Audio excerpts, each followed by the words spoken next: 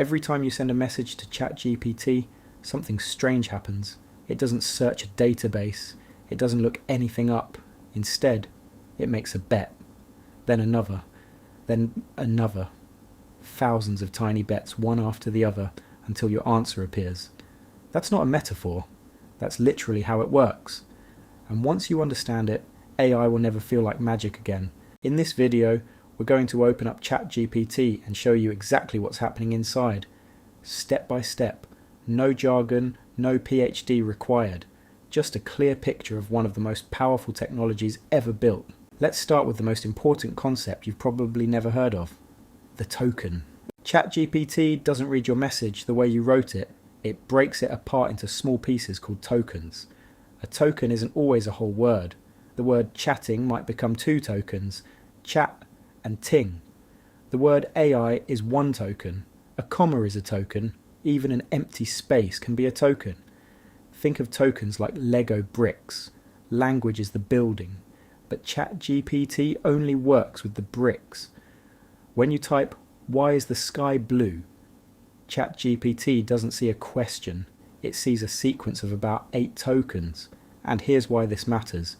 Everything ChatGPT does, every single answer it ever gives, is built on one simple idea: predicting what the next token should be. This is the core idea. ChatGPT is, at its heart, a next token prediction machine. Given everything before it, your question, the conversation history, its own previous words, it asks one question: what token is most likely to come next? Imagine you're finishing this sentence. The capital of France is, you'd say Paris. So would ChatGPT. But not because it knows Paris is the answer, because in billions of texts it was trained on, the word Paris followed that phrase more than anything else. Now here's where it gets interesting. ChatGPT doesn't always pick the most likely token. It adds a tiny bit of randomness. So sometimes it picks the second most likely word, or the third. This is what makes it sound natural and creative instead of robotic. That randomness has a name: temperature, high temperature, more creative, more surprising, low temperature, more precise, more consistent. So we understand the basic move. But how does ChatGPT go from predicting 1 token to writing an entire paragraph? It loops. Step 1. Read your message and all previous context. Step 2. Predict the next, most likely token. Step 3. Add that token to the context. Step 4. Go back to step 1. It repeats this loop hundreds of times until it decides to stop. That stop is also a token, by the way. This means every word ChatGPT writes is influenced by every word before it. It's not planning the full answer up front like a human writer would. It builds it one piece at a time, like a chef who adds one ingredient, tastes, then decides what comes next. And that's also why ChatGPT sometimes goes off track. If an early token sends it in the wrong direction, everything after can drift further and further away from what you actually wanted. But here's the question you're probably asking. How does it know which token is most likely?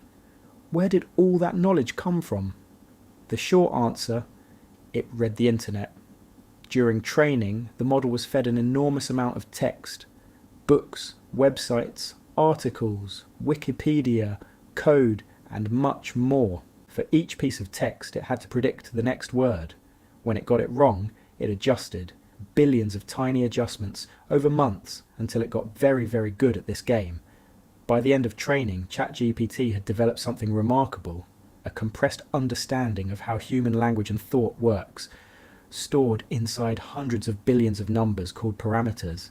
Not rules, not a dictionary, just numbers and the patterns they encode. No magic, no consciousness, just a very sophisticated pattern-completing machine, trained on more text than any human could read in 1,000 lifetimes. And honestly, that makes it even more impressive. Next week, we're covering why ChatGPT confidently makes things up, and why that's actually built into how it works. Subscribe so you don't miss it. I'm Neuraltold. See you next week.